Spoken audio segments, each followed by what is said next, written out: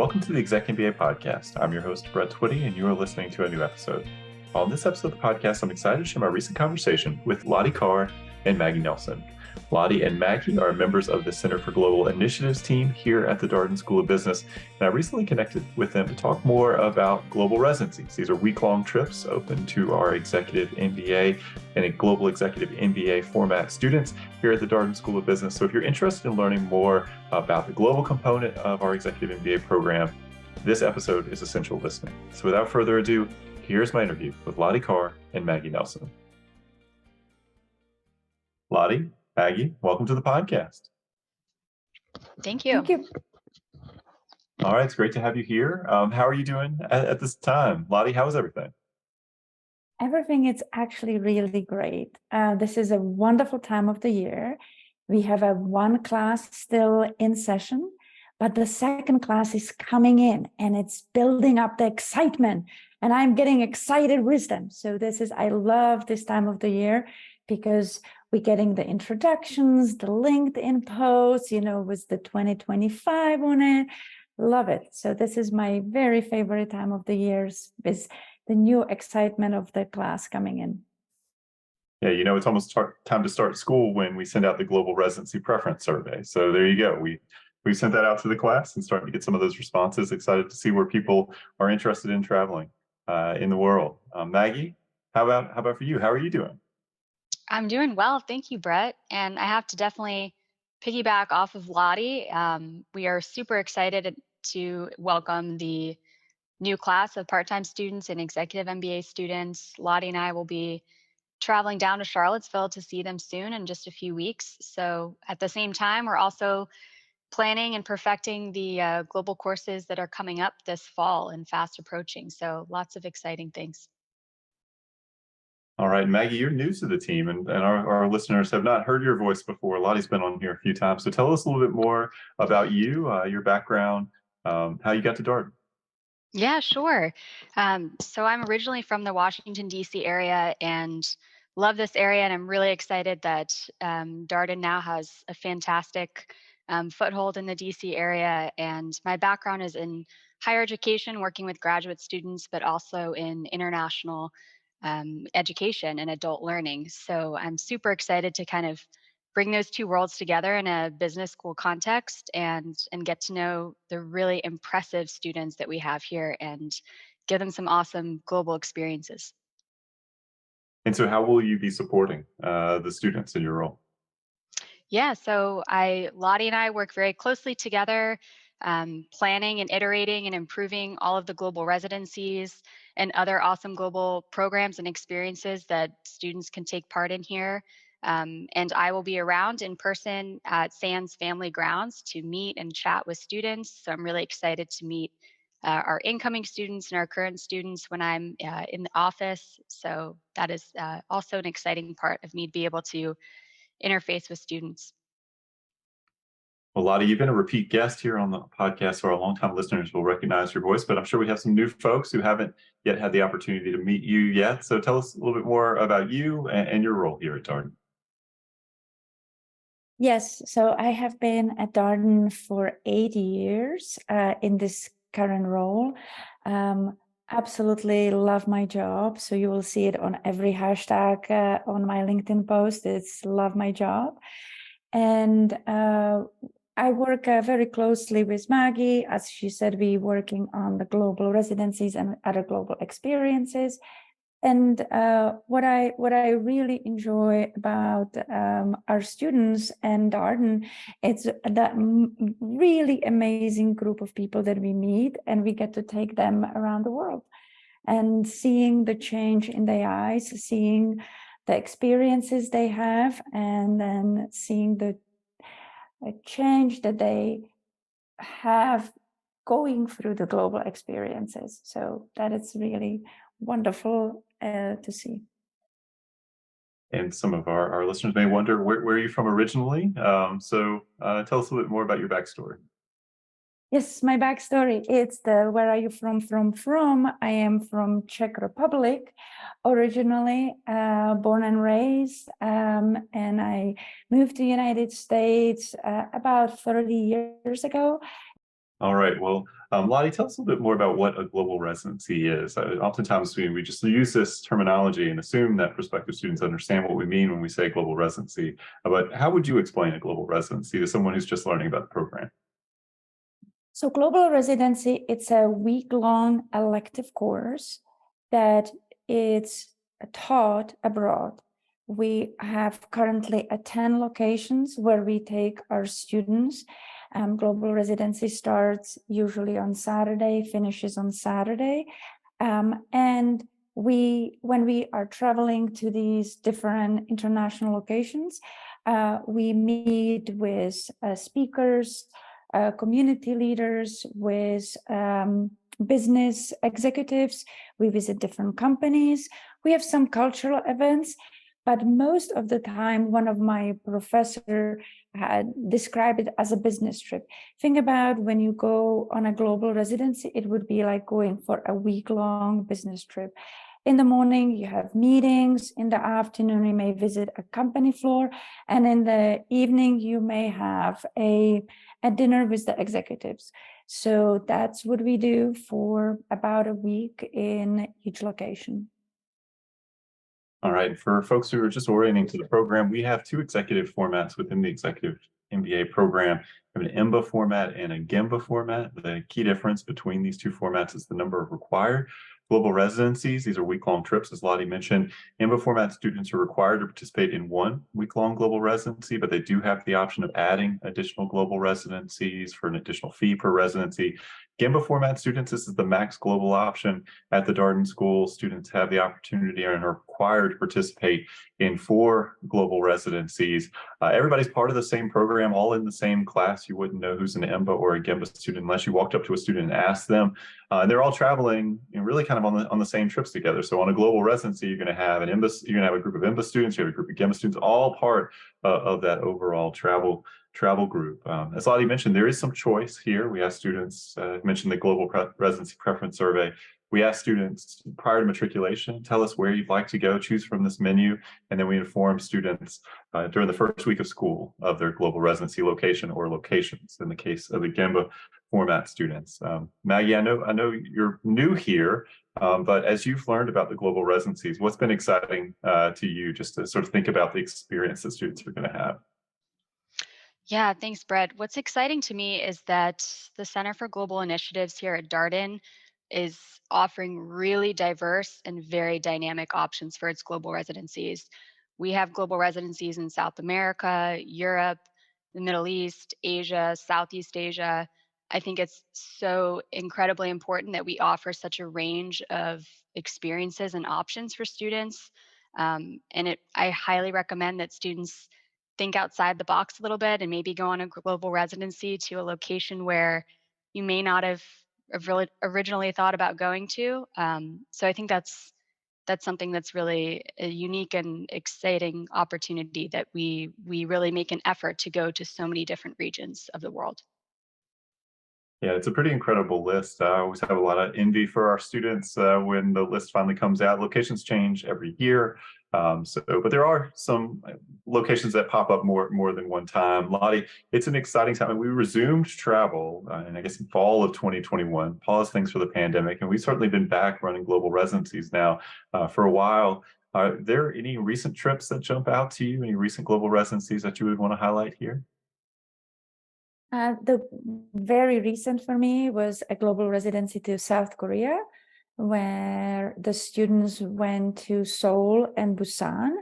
And it's one of these locations where probably not too many people have it on their bucket list, but the students who went, they absolutely loved it. Think about Korean barbecue, K-pop, think about LG, Hyundai, all the different companies that you may heard of, but maybe you don't know that they are actually Korean companies. So it's an amazing location, wonderful residency. And what I really love about it, it's not the one that it's on everybody's bucket list. So, and this is what Maggie said, and I would 100% recommend. Think outside of the box. Maybe don't go just to the place where you can go for family vacation. You can go there anytime, but maybe go somewhere where you would not go on your own, but we will take you there and introduce you to the business leaders and interesting people overall in that location. And I'm thinking of some of the other locations that I've heard in talking with students. We've had groups go to Australia recently. I had a group that just went to Germany, Morocco, Spain. Any highlights you would want to share from any of these trips? Australia photos always look incredible. I think there's a trip to a beach involved with that. Of course, yes. There is a trip to Turkey, to a Bells Beach, which is a very, very famous surfer beach. And the reason we take students there is because we meet with the executives from Carr. So if any of you listening are surfers, you will know the company because this is a hardcore surfing company, and we meet them at their headquarters in Turkey, which is outside of Melbourne, and we go visit the beach where they started with surfing first and then designing their boards and attire. So Australia, it's absolutely a fantastic global residency.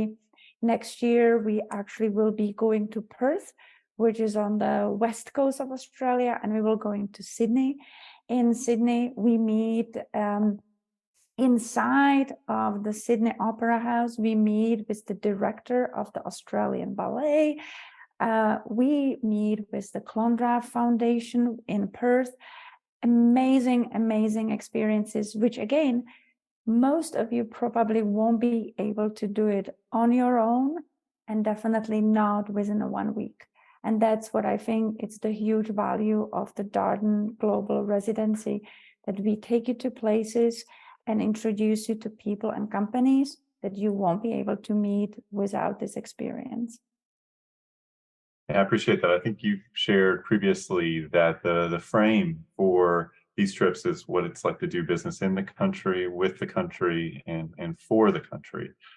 Those are kind of the sort of key questions that help orient the trip. And a lot of people will ask sometimes, are you working on a consulting project? Is there some sort of like client type deliverable? And there's not, right? As you've noted here, the focus is really kind of immersing in the location, getting a feel for what business looks and feels like in that location. But it is very much a business trip. Maggie, go ahead, Ladi. Yeah. Oh no, it's a very much of a business trip. And what we like, our global residencies don't have themes. You maybe heard from some of other schools that they have themes going on these global experiences. We don't, because our student population comes from all the different industries, and we really try to introduce you to a broad range of industries and experiences in the location. So that's why we don't focus on just one thing in location. And of course, when you go to a location, each country has some little specific bend, and you will feel it because that's what is the main topic in the country. But we trying to introduce you to really all the different industries, companies, big and small, startups and multinational companies. So it is truly a broad range. For folks who are wondering when these trips occur, they occur in defined travel periods over the course of the program. The first travel period is after Q3, or about 6 months into the program. The second travel period after Q5, or about 10 months into the program. The third travel period after Q7, or about 14 months into the program. And then the final travel period after Q9, 18 months into the program. And there's concurrent trips that are occurring during these travel periods. So maybe 2 trips, 3 trips in some instances, and students going in different directions, depending on if they're participating in a trip or not. If you're not traveling during one of these travel periods, you're not going on a global residency, then you have the week off. So we're looking ahead to the next travel period after Q7. We've got some trips on the horizon, global residencies upcoming. Maggie, any particular global residency you're looking forward to? Oh gosh, we have 3 great global courses that are running this fall, all really exciting. One to Helsinki, Finland, and Tallinn, Estonia. That'll be really interesting, especially in light of kind of recent news with Finland joining NATO and everything. I think that is a fantastic course that we've run before, and it's always highly praised by students. There's also a group who will be traveling to Milan and Genoa, Italy this fall, and that's with one of our Italian faculty members who really knows what's going on the ground and is going to be introducing students to some incredible kind of Italian companies there. We also have another global residency this fall that is going to Buenos Aires and Mendoza, Argentina in South America. And I think that again be a really awesome opportunity for students to gain exposure to kind of the unique context of business and the economy and what's happening in Argentina right now. So 3 very exciting global residencies upcoming. Yeah, Ladi and I are in the weeds right now with really making these come alive, and we're excited. They're all very, very popular locations. Ladi, I know you have a special connection to Finland. You actually spent time there as a 90-day Fin, so the program is called. Anything you would want to highlight about these upcoming global residencies or potentially trips after quarter 9? Maggie said very well that all these 3 are very, very popular locations, really different, and students enjoy them very much. I would highlight maybe the residencies that are coming right after that, which is in the winter of 2024, and those will be Vietnam and Israel. Again, our repeat locations for our global residencies. Very popular. Israel is run by the dean of the program, which is Yael Grushka-Cocaine, who is Israeli. And to Vietnam, we're going with a Professor Mark Modica, who has been there a couple times, who is very well versed in anything Asia, who also runs our South Korea location. So both of them really interesting and great places to go.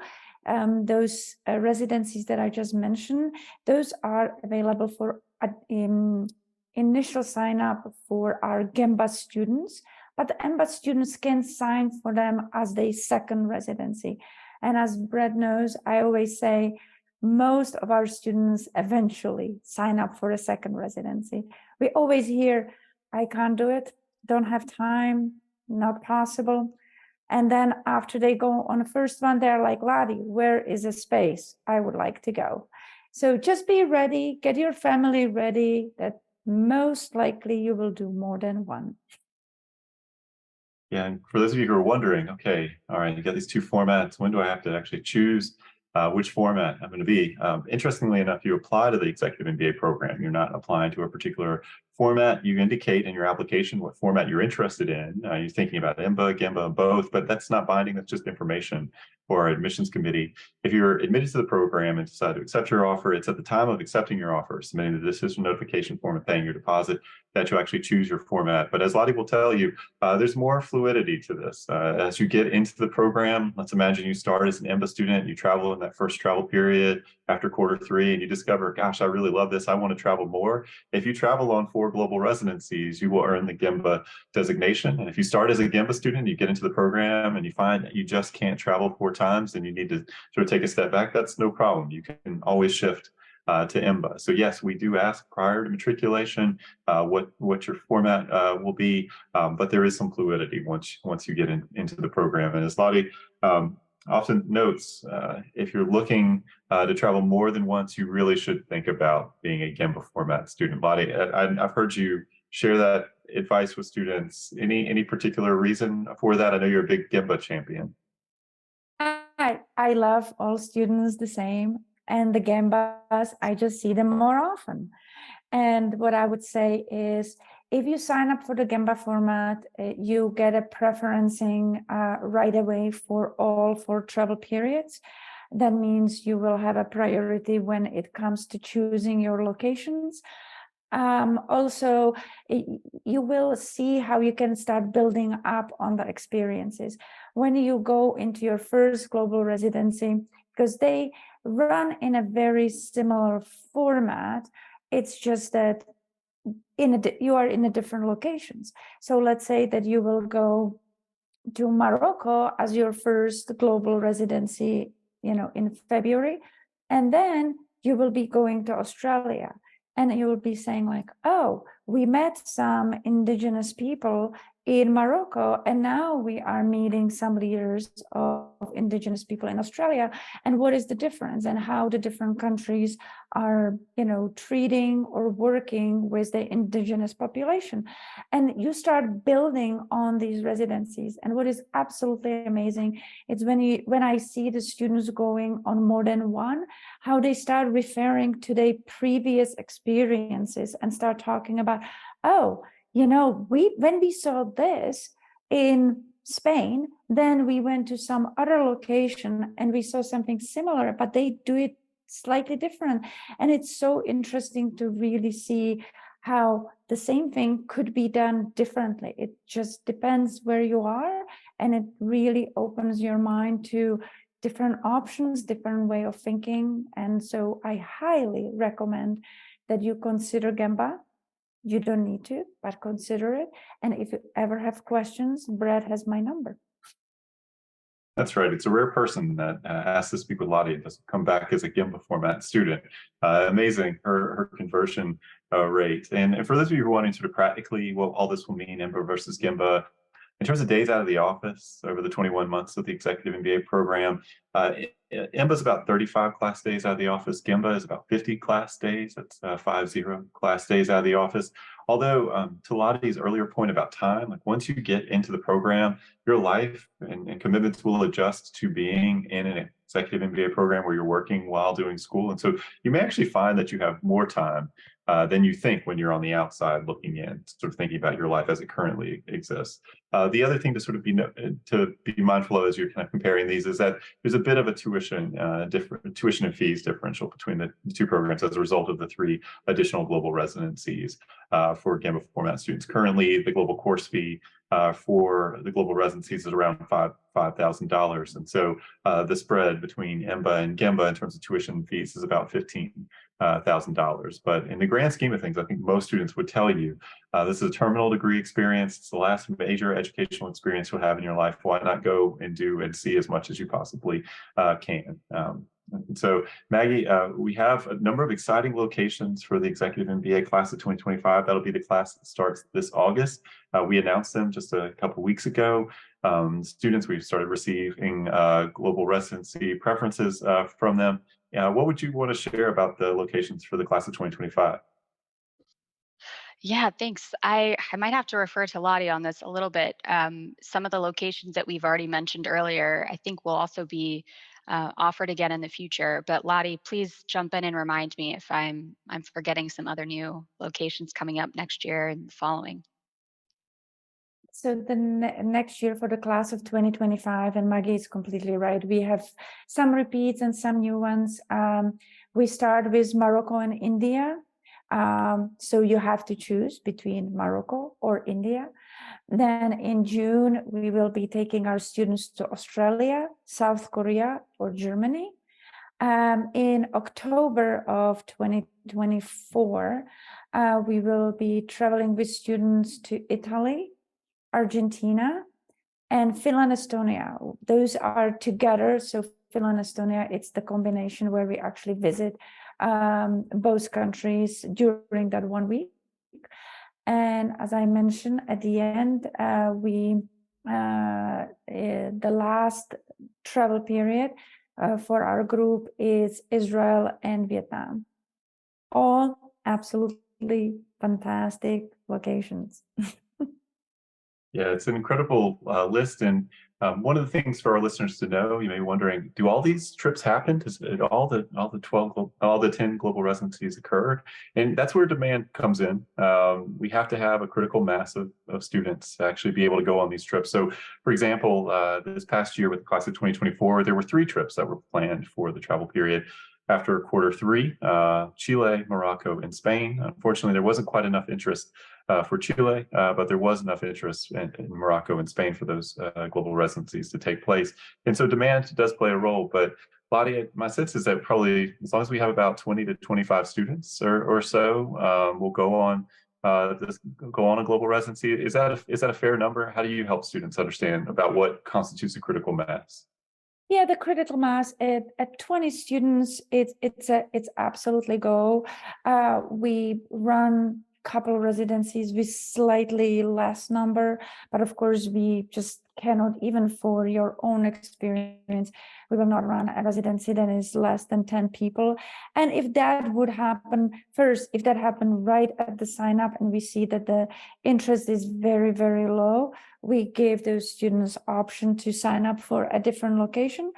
And if that happens later, again, we will let the students know and they will get a priority in assigning for additional locations. So no worries, definitely sign up for something that you are absolutely passionate and you would like to try. And you probably will find like-minded people being with you in the same group. So, Ladi, how does the program go about choosing the locations? We talked about there's sometimes new locations added. There's some locations that we've gone to multiple times. How does the program and Center for Global Initiatives come up with the global residency locations? We are trying to go to different continents, different strategic locations when it comes to our own school, our alumni base, our connections to business leaders, to community speakers. So often, if a location works really, really well, and I will use Australia as one of them. Australia, our professor that runs the Australia Global Residency is Australian. He loves showing his country. He absolutely will take you everywhere and you will meet all his friends, because when you are with him in Australia, he just knows everybody. So yes, we keep Australia. While other locations, maybe there is not as much interest, so we try to replace them with a different location. But as Brett mentioned, and Maggie before that, we're trying to go to different continents, seeing what are our alumni base and where we can get the best experiences for you when you travel. And when Brett mentioned the cost, think about for a week in a wonderful hotels with meals provided, with everything arranged for you, with guides, with the local guides who speak the language, everything for $5,000. I think that's a really good deal. Yeah, for folks who are thinking about the cost of this, you just have to get yourself there, right? So what's not included in the program fees, the global residency course fee, is travel to and from the location. But all your travel while you're there related to your participation in the global residency, as Ladi mentioned, is included. So some locations a little bit more expensive than others in terms of traveling to it, to them. But nevertheless, an incredible experience. And most of the students, one of the things I've heard pretty consistently from them, they talk about kind of getting outside of their everyday reality and being a little bit more separated from things. Allows them to really kind of focus on what they're doing in that location, spending time with that group of people. Some pretty tight relationships come back from the global residencies. Maggie, I imagine you probably had a chance to connect with some of the students who are post global residency. What do you hear from them? Yeah, absolutely. I think the connections that you build is huge, as you mentioned. I also think it's really wonderful to see how long global residencies resonate with students for years to come. Even after they've graduated from Darden, they're back, full time in their work or moved on to a new role. How they keep coming back to what they learned and experienced during their global residency is really impactful and powerful. And I will say, for those who work in international education, that is really hard to do in 1 week. And we do manage to do it. We manage to offer a really enriching and impactful experience in a pretty short period of time. So I think it's definitely something everyone should really try to participate in, at least one, if not more than one, while they're here. All right. Well, Ladi, oh yeah, go ahead. Yeah, and I wanted to add what Maggie said. I recently came back to Darden for a reunion, and I saw a class of 2018 that traveled with me for a global residency, and it was so much fun hearing them to talk about their experiences and still mentioning, oh, do you remember this? Do you remember that? And still people grouping in the 5 years after Darden, grouping by the places where they went together for global residency. So it is pretty amazing. And as Maggie said, sometimes it's really hard to do it in 1 week, but somehow at Darden, you go for a global residency and it will stick with you for life. Well, Ladi, I wonder if you have any final advice for our prospective student listeners, something that you would encourage them to consider as they consider their own MBA journeys. First, apply to Darden, for sure. And then after you talk with Brett Twitty, then talk with me or Maggie about your global experiences, because I think that if Darden differs by anything, if we are different from any other school, it will be the case method and our global program. The strength of our global program, I can say for sure, it is the differentiator from the other schools. Yeah, just the amount of choice that you have, the number of locations, and I just on the historical note, as a program, go back in time when I first joined Darden. Originally, all the executive MBA students went to one location, just one location. Everybody went to the same location. GEMBA was structured differently, but there were 4 locations. Then we combined the 2 formats into one program, and then there were 4 global residency locations that students had an opportunity to participate in. And now there are 10 or so locations. So that's been a steady growth over the 7-8 years that I've been here, and we've never had more global choice. And it's just great to see the students really respond to it and come back from these trips and all the side trips and interesting things that they did while they were there. Global residency is one piece of it, but it's pretty common for people to arrive early or stay late, go see another location, another country, spend more time in the location where they were for the global residency. Because some of these locations, I mean, if you go to India, you go to Australia, you go to Vietnam, South Korea, you're pretty far. And so why not, take full advantage of that? So, all right, Maggie, any words of advice for our prospective student listeners? Gosh, I don't know if I have any words of advice per se, but again, just to really pitch the global residency, you all have heard a lot about Darden's case method in the classroom, which is its own really engaging piece to how learning is done at Darden. But I think when you go on a global residency, it's not only applying business principles in the real world, but applying business principles in a totally foreign context, in a unique cultural context. And that is a different ball game altogether. And I think it's really going to push your ability to adapt and innovate and think critically in a whole new way. So I think it's a really important opportunity and awesome opportunity that Darden can offer. So come join us on a global residency for sure. All right, Ladi, I'll give you the last word here. Anything else that you'd like to add? I wanted to jump in after you were mentioning the global residencies and everything that happens there. One thing that I would like to also mention, we had students who, after we visited company, they stayed a little longer, talked with the CEO, told him or her they were really interested in the business. We had a couple of students who actually got an interview during the time we were in global residencies. And we had 2 students who got an offer, one in Spain, one in Finland, So think about global residency more than just an elective course. It could be a life-changing opportunity for you.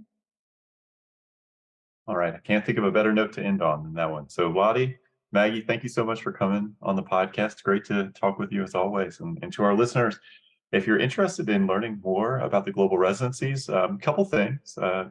Encourage you to check out our blog, Discover Darden. Occasionally we'll share highlights from the global residencies there. There's also a CGI blog called The Global Voices of Darden, where you can find oftentimes reflections on global residencies. We also have these things called global client projects, where students have an opportunity to work with a real live client. This is an additional global experience that's out there. This past spring, we featured 2 student groups from the Executive MBA Class of 2023 that were part of a global client project. One of the groups supported Corning in France. Another group worked with a zero waste market in Argentina called Cerro. And interestingly enough, that project in Argentina was inspired by a conversation on a global residency to Argentina. So you never know where these kinds of things will come from. And of course, we'll probably do a session or 2 as we go through our fall and spring event schedule about the global residencies, because still a lot of these point. This much global choice, this much global optionality for students, it is a point of differentiation for Darden. And so both of our executive formats are global. The question is just how many required global residencies. So, all right. Well, thank you both for being here. And as always, great talking with you. Thank you. Thank you, Brett. And that was my interview with Ladi Carr and Maggie Nelsen, two members of the Center for Global Initiatives team here at the Darden School of Business. As always, if you have any comments, suggestions, requests, anything you'd like for us to cover here on the podcast, we're all ears. We can be reached at exec, that's EXEC, MBA at darden.virginia.edu. Till next time, stay safe, be well, and thanks for listening.